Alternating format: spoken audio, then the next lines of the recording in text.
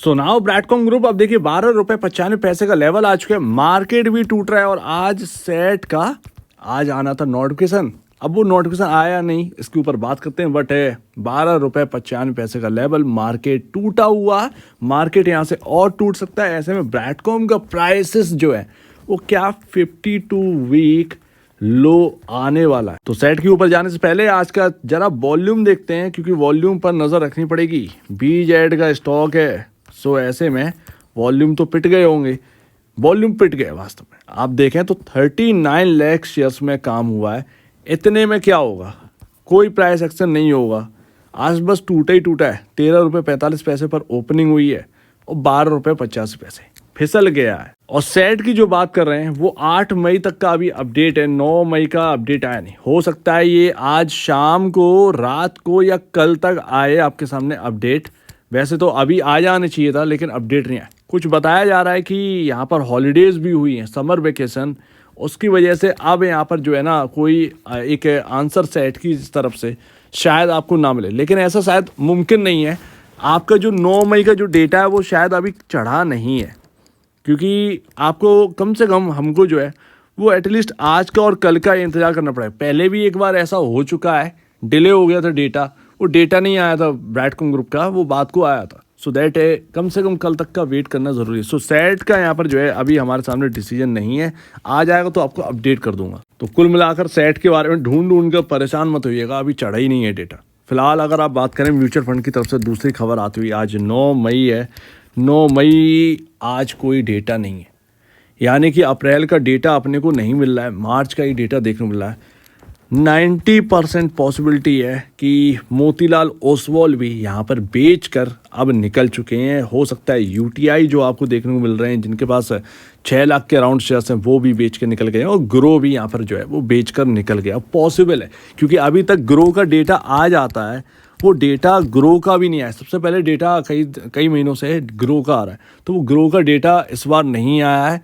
तो वो कहीं ना कहीं लग रहा है कि म्यूचुअल फंड वाले बेच कर कहीं ना कहीं निकल चुके हैं। 90% पॉसिबिलिटी, 10% पॉसिबिलिटी बची हुई है, वो आज और कल में जो है वो क्लियर हो जाएगी। आज और कल में अगर डेटा आ गया तो ठीक है, अदरवाइज सारे के सारे म्यूचुअल फंड जो है वो बेच कर निकल चुके हैं। अब बात करते हैं 52 वीक लो की।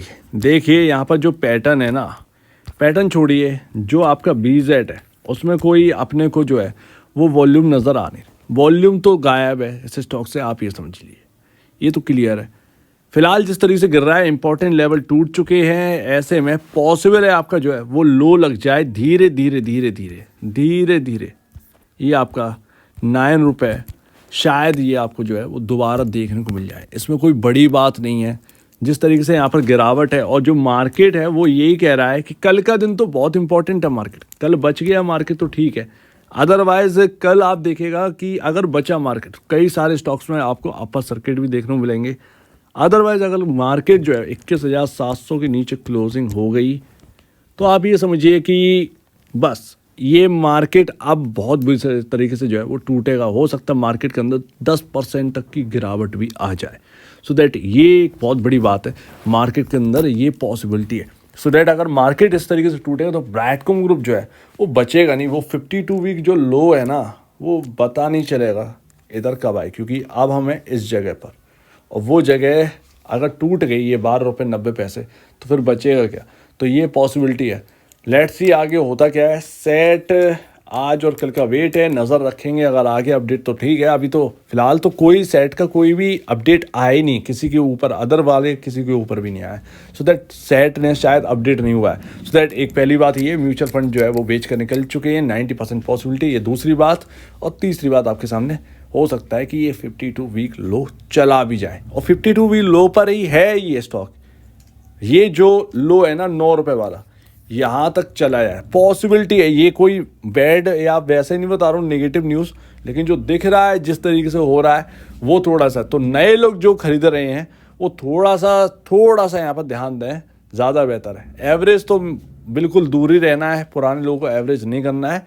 जो भी है पॉजिटिविटी, वो अपना डायनेमो, वो अपना जो OMS को लेकर है, वो एक अलग बात है। OMS है यहाँ पर जो है हमारा कुछ साथ दे सकता है, OMS EY से ऑडिट होता है, ये सारी चीज़ जो पॉजिटिव है वो अलग है। मैनेजमेंट का नोटिफिकेशन आया वो भी एक तरीके से थोड़ा सा पॉजिटिव है, बट वो भी एक अलग है, उसका कोई पर्टिकुलर डेट नहीं निकली है कि कब ये करने वाले, और मई आ चुकी है और आप देख रहे हैं किस तरीके से दिन पर दिन निकले चले जा रहे हैं इस साल के भी। सो दैट ये एक सबसे बड़ी बात। तो हमारे सामने अभी पॉजिटिविटी जो है वो ना के बराबर है, बस नेगेटिविटी नेगेटिव है। अब वो कैसे प्राइस एक्शन होगा पता नहीं है, फिलहाल तो BZ बहुत ख़राब लग रहा है। सो उम्मीद है काफ़ी कुछ आपको समझ में आया होगा। आपके कहना है और सेट का देखते रहिएगा, आपके कहना है इसके ऊपर कमेंट सेक्शन में कहिएगा। और अब वीडियो देखने के लिए बहुत धन्यवाद दोस्तों।